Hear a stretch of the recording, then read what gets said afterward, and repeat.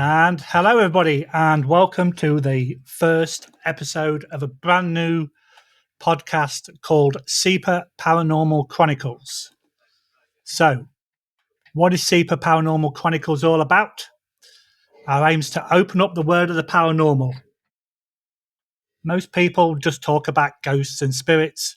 However, what we want to do is to talk about everything connected with the paranormal world. So that's everything from ghosts, spirits, demons, cryptids, reincarnation, UFOs, and everything in between. So I would like to introduce my two co-hosts. We have Megan. Say hello, Hi. Megan. Hello. And we have Joe. Hey. Say hello, Joe. Hey. So what I'd like to do first, guys, is thank you for joining us today. I know we've got some bad weather outside, so for everyone listening, we're all from either Montreal or Ottawa in Canada, and we have a mega storm outside, expecting between 2 and 3 foot of snow. Joe's been out shoveling snow this morning, so he wanted a power nap before we started, and we wouldn't let him. So I just want to sleep. Perfect time to start a podcast. So, guys, let's introduce ourselves to everybody that listens. So I'll start. So my name's Lee, as I've said. I'm originally from the UK. I've been in Canada about 12 years. I've had previous work in the emergency services in the UK. I was also in the military, and now I work for the government. Yay, I hear you say. So my first experience in the paranormal was I was a paramedic in England. I was working with a new person who I had not worked with before. We got called to a cardiac arrest. So between me and my colleague, we're doing CPR and we're doing the normal stuff. And my colleague just comes out with, "The patient is telling you to stop." I'm like, "Excuse me, what?" He goes, "Yeah, the spirit of the patient is stood behind you and he's telling you that that he's not coming back and you don't have to do CPR." So that kind of threw me, obviously. And then I kind of said to him, "Well, with all due respect to the patient, can you please tell him I have to continue legally, as otherwise I'll be in trouble." So he kind of spoke over my shoulder, and we dealt with the patient, and yeah, we didn't get the patient back. And then I'm sat in the ambulance afterwards, like, "Dude, seriously? You could have told me that before we went to anything that you was a medium." He goes, "Well, yeah, I don't normally like to bring it up." And I was like, "What? Geez, dude." And like, that was my first kind of real experience of the paranormal. I've been interested ever since. And me and the other two guys of SIPA, the hierarchy, so to speak, Volta and Logan, joined forces about a year ago, and we're getting bigger and bigger and more things are happening, and hence the podcast is part of that. So over to you, Megan. Introduce yourself, tell us why you got invested into the paranormal, and go. All right. Hi, guys. I'm Megan. So I've been always intrigued with the paranormal, and mostly because of my mom. My mom was a huge fan of paranormal, like growing up watching all the shows. We would watch YouTube videos together. So I've always been into it. We lived in a really old farmhouse. And as a kid, I could remember stuff I can't explain to you that would happen and things I would see. And it's always stuck with me. So, yeah, I've always been into the paranormal that way. I've officially been doing paranormal and investigating about for 2.5 years now. I joined a public investigation with my best friend. And yeah, I've been kind of in it ever since. So it's been a lot of fun. I do it just to kind of figure out what's the truth out there, like what happens afterwards and everything. So yeah, it's a lot of fun. Really into it. Okay, Joe. Hey, I'm Joe. I'm not from the UK, but I can spell it. After that, that's all I know. That's a great start. It's a great start. Thank you. I can spell that. I'm mostly a ne'er-do-well. I think that's my experience with the paranormal. It's the one I can talk about right now. I don't know, maybe high school. My friend and I had something happen to us that was unexplainable, and we both looked at each other and we kind of thought like, "Wow, it's kind of weird." We saw that, yeah, I saw that too. And ever since then, I've been kind of researching into the paranormal. I used to be part of a team in Montreal for 2013 until 2019-ish. And we would do investigations around around the town, sometimes in Ottawa, sometimes a little bit, Hawkesbury, stuff like that. And I more of a skeptic, meaning I'll keep my mind open, and I really want to see what I cannot explain. That's my real interest in the paranormal, what I cannot explain, and then keep my mind open to that. So thanks for having me here. You're most welcome. And that's the good thing about being part of SIPA. So as a paranormal investigation team, we will try and rule out everything normal before we actually look at the paranormal. We can go into the more about that later on. But what I'd like to now is actually go into the very start of what paranormal is. So to you guys, if I said to you, give me 3 examples of what the word paranormal means, what would you actually come back with? Yeah. Megan? Oh God, 3 words to explain it.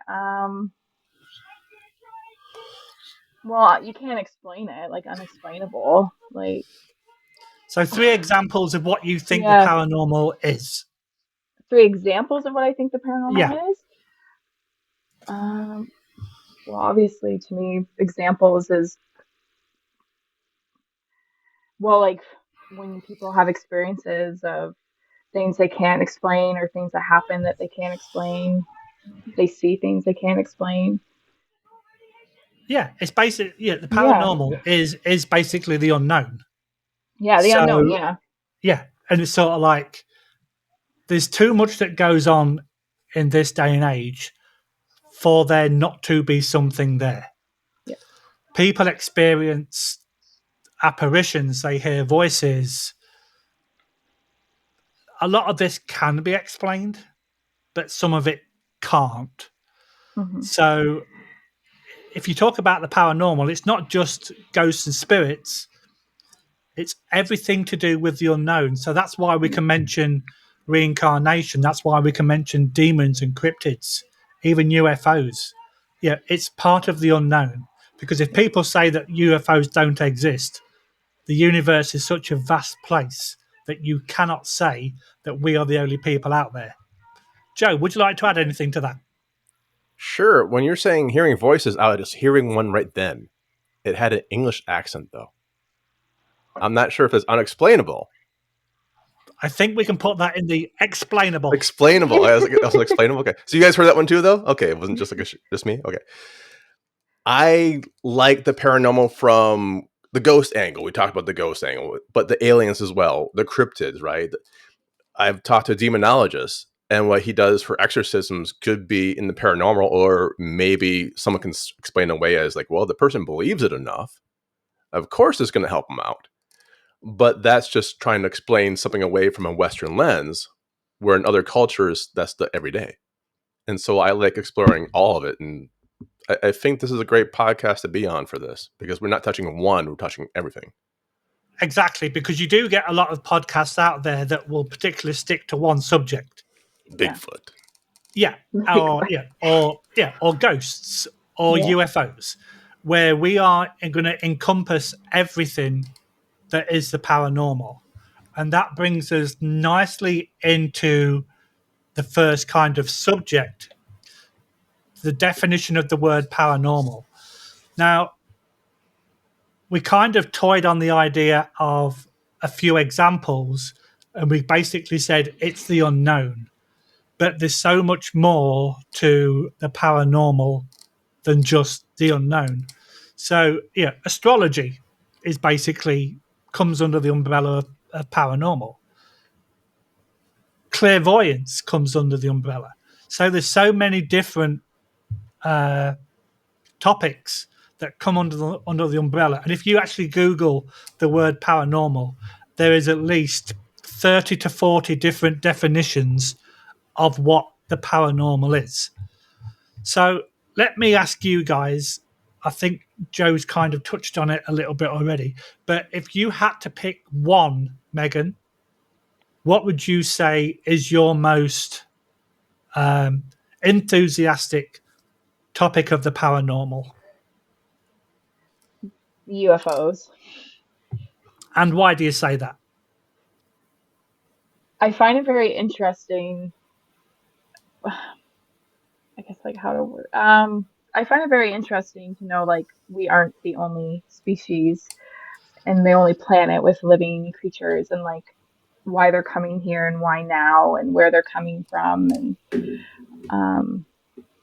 yeah, it's kind of the UFOs and all the alien stuff and the sightings, like when people get abducted and hearing the stories and stuff. So do you actually think that when people get abducted, they actually do get abducted? The part of me that wants to believe it so bad will say yes. And some of the stories that you hear, like, well, it makes sense. Why is there so different stories from different places that explain it? And they, like a couple that got abducted, and they can tell you everything and how they remember it, and the people that witnessed it, or when they see like a UFO. Love it. And then, like I say, there's so many different subcategories of the word paranormal that we can actually cover. So Joe, I think you kind of touched on the subject before that, yeah, about ghosts and spirits, but would you say that is your favorite subject under that particular umbrella? Well, Lee, the weird thing is paranormal. You've been a paramedic, yes? Correct. It means near medicine adjacent to, paranormal's near normal adjacent to, right? I have an alien abduction story that I won't tell you yet. Right. And so when I just kind of rolls into it, although that's not my main focus, I do like the spiritual, not so much ghost only, but the demonology and the spirituality of it, the whole afterlife beyond this thing of it. That's what I want to investigate. That's what I want to see, mostly because we're afraid to die. Yeah. You know, it's like, hey. And that's it. Yeah. Yeah. You mentioned I do find about that is help. Sorry. That's okay. I do find can that interrupt it's me. definitely helped me because, like, well, we're all scared to die, but knowing that, and it could be healing in a sense too, like, it's not over completely when we die or whatever. So, Yeah, because the amount of people that say, yeah, when I pass, yeah, if there is another life out there, I'm going to come back and visit a paranormal investigation team just to, like, yeah, put yes. that check in that box. But it's like one thing that I find absolutely fascinating is, like I mentioned, there's over 40 subcategories to the words paranormal. And we can talk about a couple of them that people know. So, astral projection, out of body experiences. My intention is to get people from all walks of life that have had some experience towards the paranormal. So in future episodes, I've got a demonologist, I've got an exorcist, I've got a UFOologist, I've got a Bigfoot investigator coming on. So we're going to have people from different walks of life that, yeah, like talking about their particular hobby.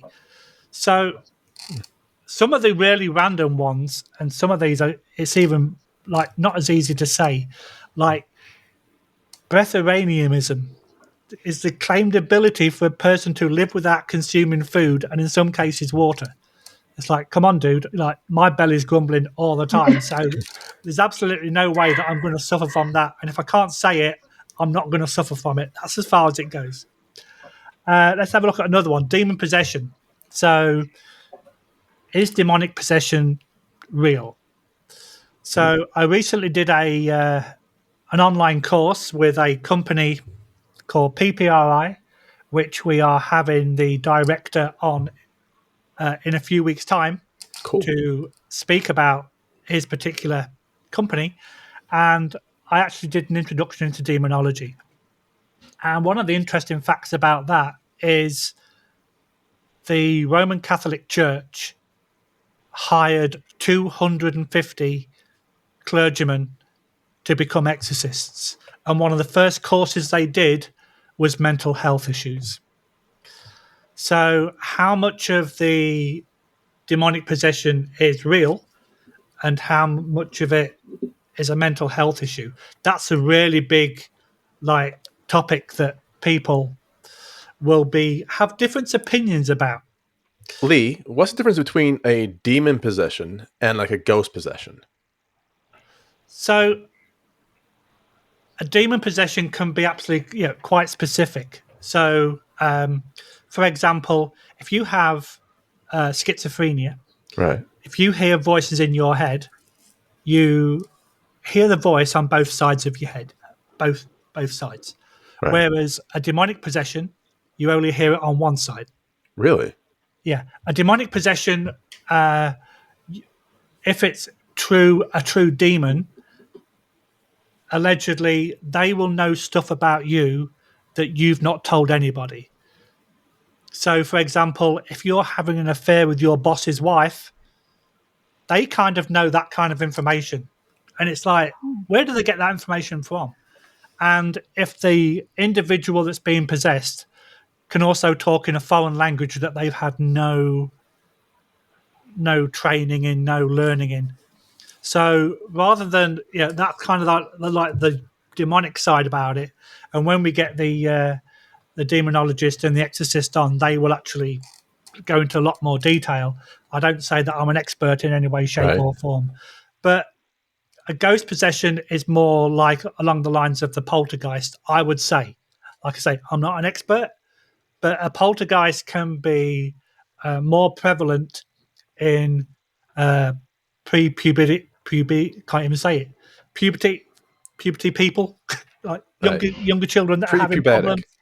Yeah, that word, yeah. And it tends to come from them that are going through a rough time in their life. So it's not a possession per se. It's more of interaction with, but like I say, it can be more prevalent with people that are going through puberty. Very cool. Yeah. So going through the list, one thing that springs to mind now is the word doppelganger. Now, a doppelganger is supposed to be a counterpart. So if we're doing an investigation, I may think Megan is stood next door to me when actually she's in a completely different room. But then whatever stood next door to me disappears. And what's really spooky about the word doppelganger, SIPA was at an investigation last weekend, and we were doing the Estes method, which for those that don't know, if you have a ghost box which listens to white noise and it scans the frequencies, you listen to that through headphones, you're blindfolded, and then they allegedly say that the spirits can pull words from the white noise, and whatever noise or whatever word the individual hears, they shout it out, and then the people that are listening can talk and ask questions. So on two previous occasions last weekend, I heard a word mentioned, and it sounded like it was Volta. Volta heard a word under the Estes, and he was convinced it was me. So is that a sense of doppelganger, or is it just the interference of the white noise? So, yeah, you can't explain what happened because you're the only one that's listening to the white noise. So, unless you've got a big speaker, and then it gets more difficult for people to ask questions and to hear the answers. How can you explain that? We can't. That's pretty interesting. Did that happen to you before? No. So the first time was last week. Okay. Yeah, and the place we was at, if you go onto the Facebook page of SIPA, you'll see the some of the videos that we've posted, and there's a news article that a reporter came. But it was really weird how two people heard a team member why those under the Estes method. Yeah. So, like, yeah, I'm not a scientist. Yeah, was it real? Was it just something that we came across? We don't know. But going down that list further, yeah, you've got the normal subjects of fortune telling, medium shit, the Ouija board, poltergeist. We're all going to go into these a lot more detail as the episodes go on. And we've got a really fascinating guy who lives in Seattle by the name of Keith, who's got a fantastic poltergeist story. He's coming on in a few weeks' time, so that's going to be a fun story to listen to. Psychic reading, psychometry. Does anybody know what psychometry is? Let's take a pass on this one. You're going to pass. Yeah. So psychometry it's the claimed ability of obtaining information and knowledge just by touching something.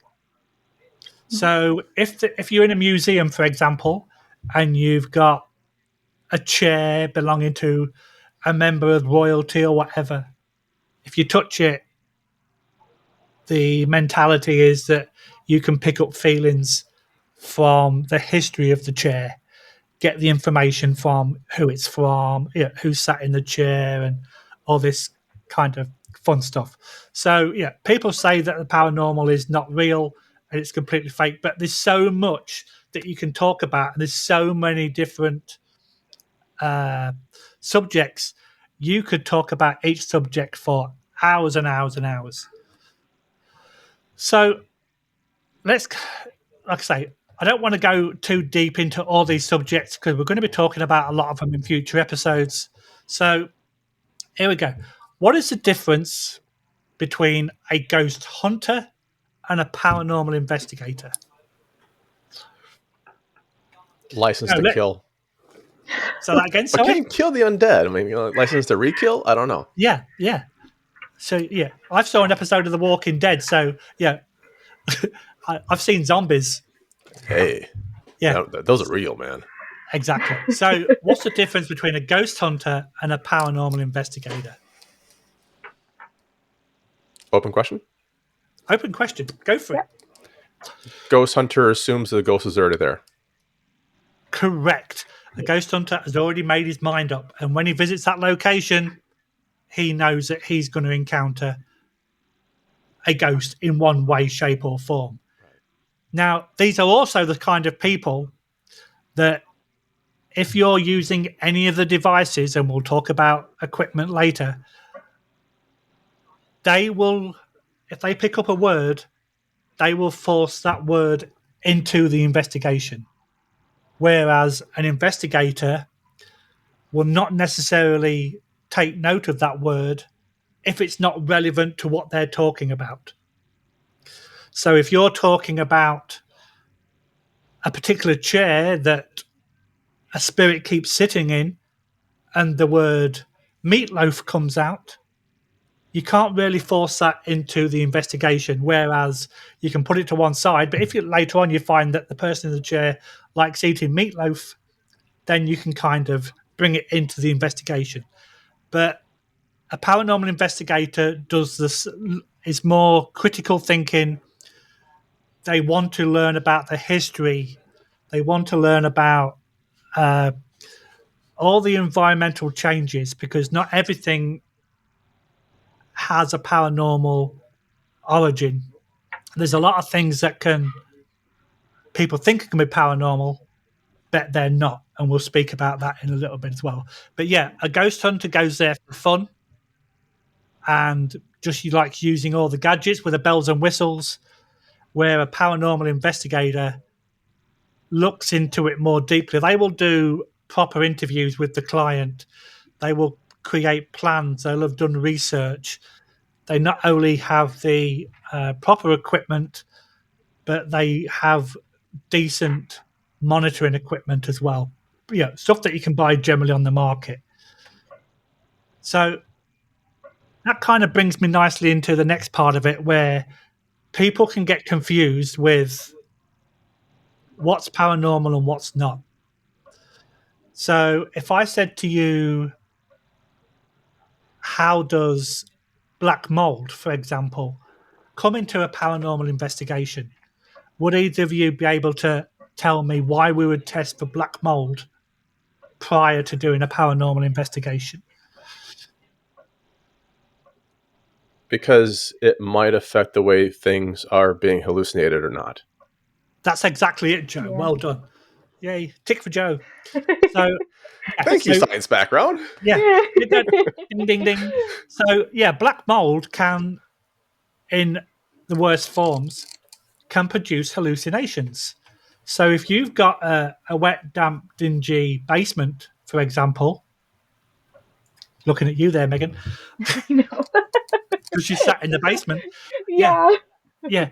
If you are in contact with black mold on a regular basis and you start being affected by it, you can hallucinate.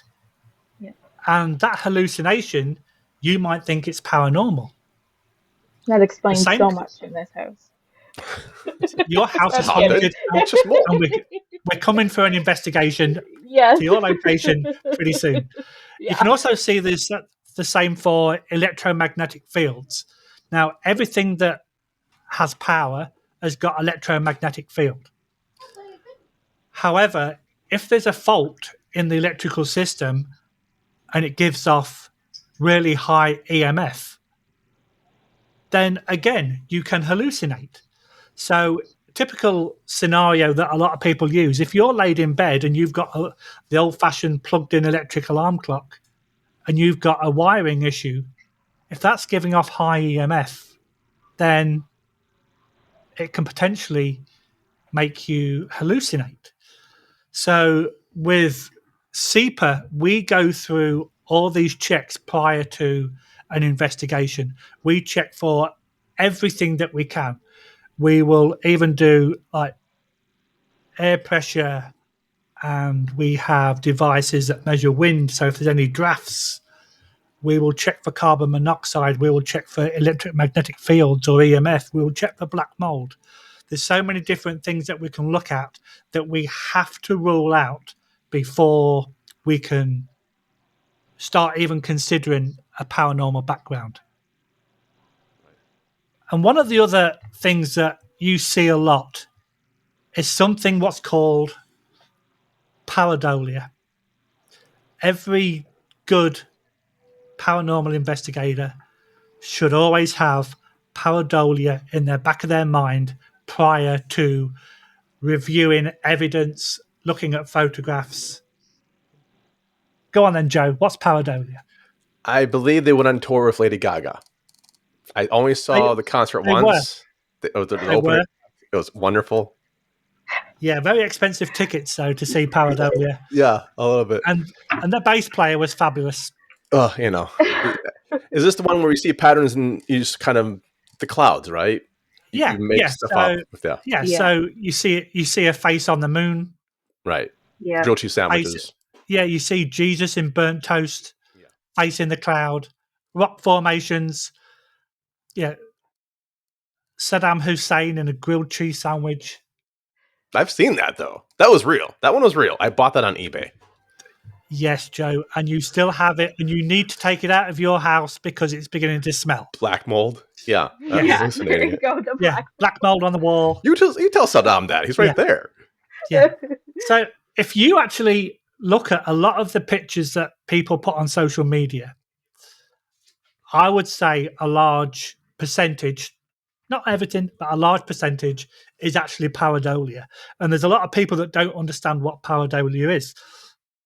So as a paranormal investigator, you always have to put that into context because the brain will always try and change something into something that the human brain recognizes. If you've got creases in your sofa and it looks like a face, it's not a face, it's a crease in your sofa. And people will go, no, that's a spirit. No, it's not. So, whereas pareidolia is visual, auditory pareidolia is the same for listening. So, if you're doing a ghost box session, you're doing an Estes, or you hear voices or music, the brain will always try and put that into context that it understands. So you may hear something that you think says Megan or Joe, but it might just be the white noise crackling together. It's got, if someone's going to hear a voice, as far as we're concerned, it's got to be real clear to what is said. It can't just be like a, because it could be anything. So understanding pareidolia and auditory pareidolia are two big things of what a conscious paranormal investigator should also bear in mind. So, guys, we've actually come to the end of this particular episode. We've touched the... See, doesn't time fly when you're having fun? Yeah, time flies. So,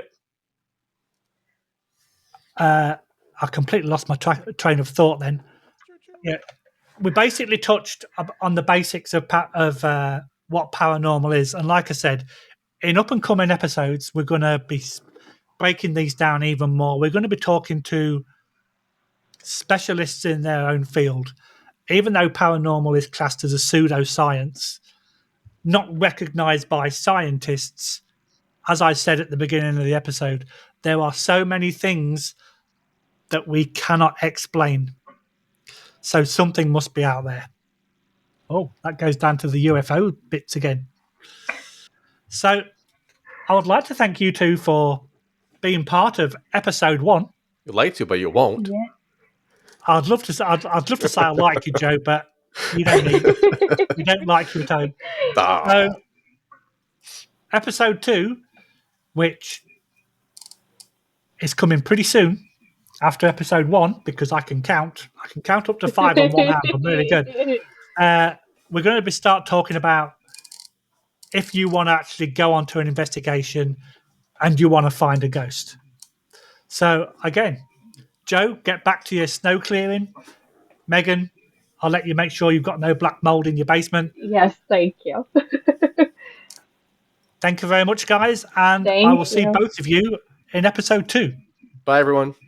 Bye, everyone. Bye-bye.